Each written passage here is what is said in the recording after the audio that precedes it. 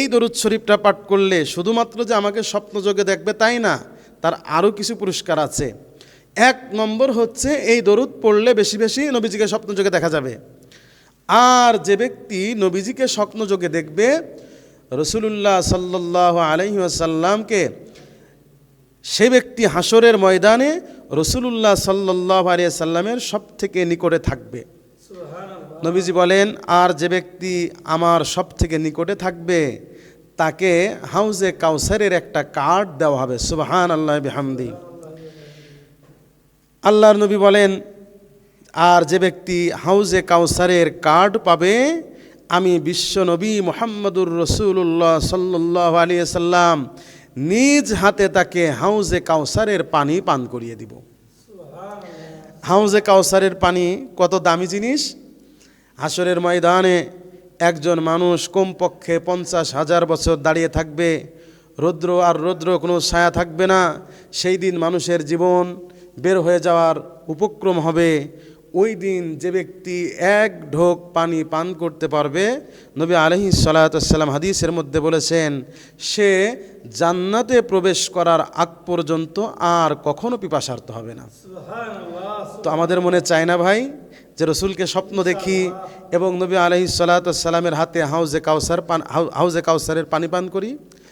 রাসূলুল্লাহ সাল্লাল্লাহু আলাইহি ওয়াসাল্লাম হাসরের ময়দানে এই শ্রেণীর মানুষকে এবং যারা নবীজির সুন্নাতের উপরে আমল করে, সুন্নাতের উপরে চলে, জীবন যাপন করে, বিশ্বনবী তাদেরকে হাউজে কাউসারের পানি পান করাবেন। পক্ষান্তরে কিছু মানুষ এমন আছে যারা সুন্নাতের উপরে আমল না করে বিদআত এবং কুসংস্কারের উপরে আমল করে, বিদআত এবং কুসংস্কার নিয়ে জীবন যাপন করে, তাদেরকে হাসরের ময়দানে রাসূলুল্লাহ সাল্লাল্লাহু আলাইহি সাল্লাম হাউজে কাউসারের পানি পান করাবেন না, বরং বলবেন সহকান সহকান লিমান গায়্যারা মিন বাদি, যারা আমি নবী দুনিয়ার থেকে বিদায় নেওয়ার পরে আমার দ্বীন ও শরীয়তকে নষ্ট করেছে, পরিবর্ধন করেছে, তারা আমার কাছ থেকে দূর হয়ে যাও। নাউযুবিল্লাহি মিন যালিক। তাই আমাদের জীবনের প্রত্যয় হওয়া দরকার। আমল খুব বেশি করার দরকার নেই, আমল কম হোক অসুবিধা নেই, কিন্তু আমলটা যেন শিরিক মুক্ত হয়, বিদাত মুক্ত হয়, এটা আমাদের খেয়াল রাখতে হবে। বিশ্বনবী মুহাম্মদুর রাসূলুল্লাহ সাল্লাল্লাহু আলাইহি সাল্লাম বলেন, আর যে ব্যক্তিকে হাউজে কাউসারের পানি পান করানো হবে, আল্লাহ রাব্বুল আলামিন তার জন্য জাহান্নামকে হারাম করে দেবেন। বলুন সুবহানাল্লাহ। হারামাল্লাহু আলাইহিন নার, আল্লাহ সুবহানাহু ওয়া তাআলা তার জন্য জাহান্নামের আগুনকে হারাম করে দিবেন। তাই আমরা যদি চাই রাসূলুল্লাহ সাল্লাল্লাহু আলাইহি সাল্লামকে স্বপ্নযোগে দেখতে, তাহলে নবীজির উপরে বেশি বেশি দরুদ শরীফ পাঠ করা, এই দরুদটা যদি পারেন বেশি বেশি পড়বেন। এছাড়াও অনেক দরুদ শরীফ হাদিসের মধ্যে পাওয়া যায়। আর এ ব্যাপারে একটা খেয়াল রাখি, দরুদ পড়ার ক্ষেত্রে আমরা খেয়াল রাখব, নবী আলাইহিস সালাতু ওয়াস সালাম যে সমস্ত দরুদ শিখিয়েছেন সাহাবা ইকরামকে, হাদিসের কিতাবের মধ্যে বর্ণিত আছে, সেগুলো আমরা পড়ব। কোনো ব্যক্তির বানানো দরুদের মধ্যে এত ফজিলত মহত্ব থাকতে পারে না যত মহত্ব, ফজিলত এবং গুরুত্ব আছে নবী আলাইহিস সালাতু ওয়াস সালামের নিজের বলা দরুদের মধ্যে। এজন্য আমাদের খেয়াল রাখতে হবে এটা। নবী আলাইহিস সালাতু ওয়াস সালাম শিখিয়েছেন। আর সব থেকে বেস্ট এবং ভালো দরুদ হচ্ছে দরুদ ইব্রাহিম, যেটা আমরা নামাজের মধ্যে পড়ি। কারণ নামাজ হচ্ছে ইবাদতের মধ্যে শ্রেষ্ঠ ইবাদত, আর সেই শ্রেষ্ঠ ইবাদতের ভিতরে দরুদ শরীফ হিসেবে যে দরুদ আমরা নামাজে পড়ি, এই দরুদটাকে আমরা বেশি বেশি প্রিয়রিটি দেব, প্রাধান্য দিয়ে এটা আমরা পড়ব। এছাড়াও যদি আমাদের হাতে সময় সুযোগ কম থাকে, তাহলে আমরা সর্বকনিষ্ঠ দরুদ শরীফ আছে সাল্লাল্লাহু আলাইহি ওয়াসাল্লাম, সাল্লাল্লাহু আলাইহি ওয়াসাল্লাম, আল্লাহুম্মা সাল্লি আলা মুহাম্মদ, এটা আমরা পড়তে পারি। আরেকটা দরুদ শরীফ আছে, রাসূলুল্লাহ সাল্লাল্লাহু আলাইহি সাল্লাম বলেন, যে ব্যক্তি এই দরুদ শরীফটা পড়বে, আল্লাহুম্মা সাল্লি আলা মুহাম্মাদিন ওয়া আনজিলহুল মাকআদাল মুকাররাবা ইনদাকা ইয়াউমাল কিয়ামাহ, আল্লাহুম্মা সাল্লি আলা মুহাম্মাদিন ওয়া আনজিলহুল মাকআদাল মুকাররাবা ইনদাকা ইয়াউমাল কিয়ামাহ, এই দরুদটি যে ব্যক্তি পড়বে, রাসূলুল্লাহ সাল্লাল্লাহু আলাইহি সাল্লাম বলেন, ফাকাদ ওয়াজাবাত লাহু শাফাআতি, তার জন্য আমার সুপারিশ করা আবশ্যক হয়ে যাবে। তাই বিশ্বনবী মুহাম্মদুর রাসূলুল্লাহ সাল্লাল্লাহু আলাইহি সাল্লামের সুপারিশ যদি আমরা পেতে চাই, তাহলে আমাদের জীবনের প্রত্যয় হতে হবে, আমল থাকতে হবে, নবীজির উপরে বেশি বেশি দরুদ শরীফ পড়া। বেশি বেশি দরুদ শরীফ পড়া। আর এই দরুদটা জীবনে একবার হলে আমরা পড়ব। আমার সাথে সাথে আপনারা পড়ুন এবং যেভাবে শুনছেন যদি এভাবে মুখস্থ করে আপনারা পড়েন অনেক লাভ হবে। আল্লাহুম্মা সাল্লি আলা মুহাম্মাদ ওয়া আনজিলহুল মাকআদাল মুকাররাবা ইনদাকা ইয়াউমাল কিয়ামাহ। এই দরুদটা পড়লে নবীজির সুপারিশ লাভ করা যাবে। আর আগের যেই দরুদটা বললাম ওটা যদি আপনি পড়েন তাহলে নবীজিকে স্বপ্নযোগে দেখা যাবে। আল্লাহুম্মা সাল্লি আলা রূহি মুহাম্মাদিন ফিল আরওয়াহ ওয়া আলা জাসাদি মুহাম্মাদিন ফিল আজসাদ ওয়া আলা কবরি মুহাম্মাদিন ফিল কুবুর। আর সর্বনিম্ন ছোট কনিষ্ঠ দরুদ শরীফ হচ্ছে সাল্লাল্লাহু আলাইহি ওয়াসাল্লাম, সাল্লাল্লাহু আলাইহি ওয়াসাল্লাম, সাল্লাল্লাহু আলাইহি ওয়াসাল্লাম। এই দরুদটা আপনি যত বেশি বেশি পারেন পড়বেন। এক সাহাবী নবীজির কাছে এসে বললেন, ইয়া রাসূলুল্লাহ, আমি আপনার পরে দরুদ শরীফ পড়তে চাই। নবী আলাইহিস সালাম বললেন যে কতটুকু সময় পড়তে চাও?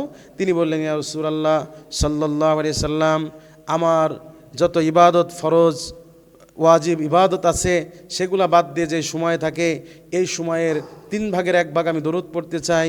নবীজি বললেন, ফাইন জিত্তা ফাওয়া খায়রুল লাকা, যদি তুমি এর থেকে আরও বেশি একটু পড়ো তোমার জন্য কল্যাণকর হবে। সাহাবী বললেন, ইয়া রাসূলুল্লাহ 2 ভাগ পড়ব। নবীজি বললেন, ফাইন জিত্তা ফাওয়া খায়রুল লাকা, যদি তুমি আর একটু বেশি পড়ো তোমার জন্য উপকার হবে। তিনি বললেন যে ইয়া রাসূলুল্লাহ 3 ভাগে আমি পড়ব। নবীজি বললেন যে দেখো আরও বাড়াইলে ভালো হবে। সাহাবী তখন বললেন, ইয়া রাসূলুল্লাহ ফরজ ওয়াজিব ইবাদত বাদ দিয়ে দৈনন্দিন যে ইবাদতগুলো আছে সেগুলো বাদ দিয়ে যেই সময় থাকে আমি পুরা সময়টা আপনার উপরে দরুদ শরীফ পাঠ করে কাটিয়ে দিব। সুবহানাল্লাহি বিহামদি। সাহাবা ইকরাম আমাদের জন্য আদর্শ। সাহাবা ইকরাম নবীজিকে মহব্বত করতেন, নবীজির প্রতি দরুদ শরীফ পাঠ করতেন। এজন্য রসুল করিম সাল্লাল্লাহু আলাইহি সাল্লামের সুপারিশ লাভ করা, নবীজির নৈকট্য লাভ করার অন্যতম মাধ্যম হচ্ছে রসুল করিম সাল্লাল্লাহু আলাইহি সাল্লামের উপরে বেশি বেশি দরুদ শরীফ পাঠ করা। এজন্য আমরা সকলেই নবীজির পরে দরুদ শরীফ বেশি বেশি পাঠ করব। আর একটা বলি যে রসুল করিম সাল্লাল্লাহু আলাইহি সাল্লামের উপরে দরুদ পড়া এত গুরুত্বপূর্ণ যে কোনো ব্যক্তি যখন দোয়া করে দোয়ার আগে, দোয়ার শুরুতে, শেষে অথবা মাঝখানে যদি কোনো মানুষ দরুদ শরীফ না পড়ে তাহলে ওই দোয়া কিন্তু কবুল হবে না, আল্লাহ তাআলার আসমান পর্যন্ত পৌঁছাবে না। তাই দোয়া করার শুরুতে অথবা মাঝে অথবা শেষে অবশ্যই মুহাম্মদুর রাসূলুল্লাহ সাল্লাল্লাহু আলাইহি ওয়াসাল্লামের উপরে দরুদ শরীফ পাঠ করতে হবে। ভাই আজকে তো আমরা দরুদের আমল ভুলেই গেছি। আমরা দরুদকে বানিয়েছি মিলাদের জন্য, একটা নতুন বাড়ি করব, একটা দোকান উদ্বোধন করব, একটা গাড়ি কিনছি সেটা রাস্তায় চালাবো, তো শুরুতে হুজুরকে ডাক দিই, হুজুর একটু দরুদ শরীফ পড়বেন, দোয়া করবেন, জিলাপি মিষ্টি খাবো, বাস আলহামদুলিল্লাহ, এটা হয়ে যাচ্ছে। তো আমরা মনে করছি যে বিরাট একটা আমল করে ফেললাম। তো দরুদকে আমরা বানিয়েছি কিসের জন্য? দোয়ার মাহফিলের জন্য, মিলাদ মাহফিলের জন্য, এটার জন্য দরুদ না, এটার জন্য দরুদ না। দরুদ হচ্ছে মুস্তাকিল আলাদা একটা ইবাদত। তাহলে পরে এখন প্রশ্ন হবে, তাহলে পরে দোয়ার মাহফিলে কেন পড়া হয়? আরেকটা বলি, এই যে দোয়ার মাহফিলকে অনেকেই মিলাদ মাহফিল বলে, মিলাদ মাহফিল কেউ বলবেন না এখন থেকে, এগুলাকে দোয়ার মাহফিল বলবেন। আবার কিছু লোক ভক্তি সহকারে গদগদভাবে বলে যে মিলাদ শরীফ। আরে ভাই মিলাদ শরীফ মানে কি এটা তো বুঝতে হবে। মিলাদ মানে হচ্ছে জন্ম, মিলাদ শব্দের অর্থ কি? জন্ম। তো আপনি মিলাদ শরীফ পড়বেন, জন্ম শরীফ পড়বেন, এটা আবার কি জিনিস? জন্ম শরীফ আবার পড়ে কিভাবে?